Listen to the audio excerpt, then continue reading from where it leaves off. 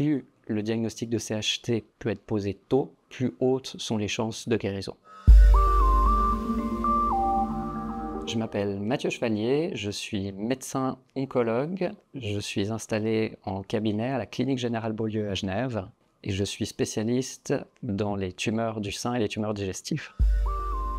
Le carcinome hépatocellulaire, dit plus simplement le CHC, est une tumeur qui se développe dans les cellules du foie, les hépatocytes. C'est des cellules normales à la base qui vont subir en fait des changements, des mutations et qui vont devenir tumorales ou cancéreuses.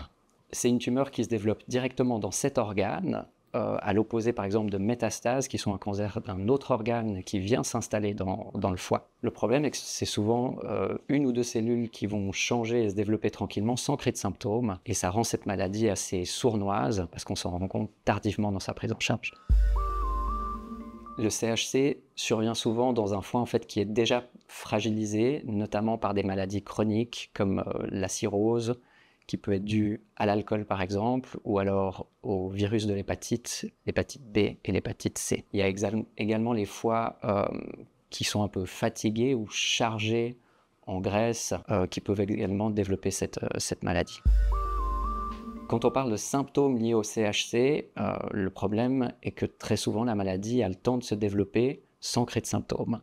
Et on se retrouve avec des cancers qui peuvent être assez grands, assez diffus dans le foie, sans que le patient n'ait jamais ressenti quoi que ce soit. Dans les cas où il y a des symptômes, c'est très souvent des douleurs au foie, plutôt localisées en haut à droite. Sinon, ça peut être un gonflement de l'abdomen, des nausées, un appétit diminué, la jaunisse, où les yeux ou la peau du patient change un petit peu de couleur et se colore justement vers le jaune. Et si c'est une maladie qui avance, ça peut aller jusqu'à de la confusion ou un coma. On peut prévenir ce cancer, surtout en ayant une bonne hygiène de vie. Et l'idéal, c'est de ne pas trop consommer d'alcool, qui pourrait amener à une cirrhose, d'éviter d'être exposé à l'hépatite B ou à l'hépatite C, et ça c'est surtout avec l'exposition au sang directement ou le partage de seringues dans une population très particulière. Le CHC peut être diagnostiqué à un stade précoce parce qu'on recommande, chez les patients qui sont connus pour une cirrhose, pour une maladie du foie, d'être suivis tous les 6 mois avec une échographie justement de cet organe. C'est dans ces patients-là que le risque de CHC est le plus élevé. Il y a de l'autre côté les patients qui malheureusement n'ont pas eu de suivi ou pas eu de symptômes avant le développement de ce cancer. Et là, on est devant des maladies beaucoup plus avancées où le traitement sera différent. Et il faut surtout ne pas tarder à envisager un traitement.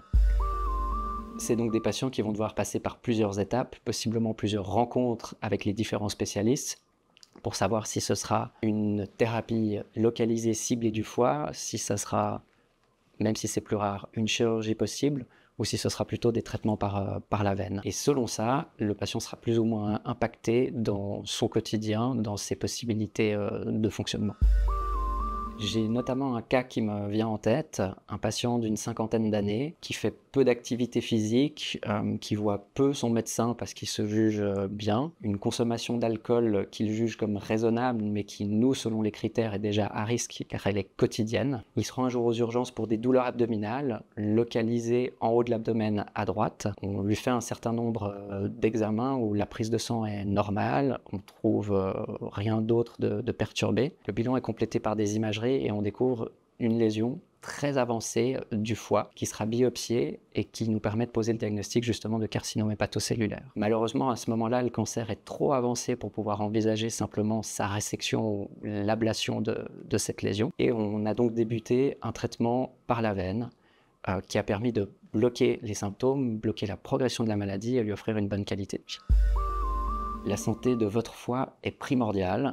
Et c'est souvent des petits changements des habitudes qui vont pouvoir faire toute la différence. Plus le diagnostic de CHT peut être posé tôt, plus hautes sont les chances de guérison.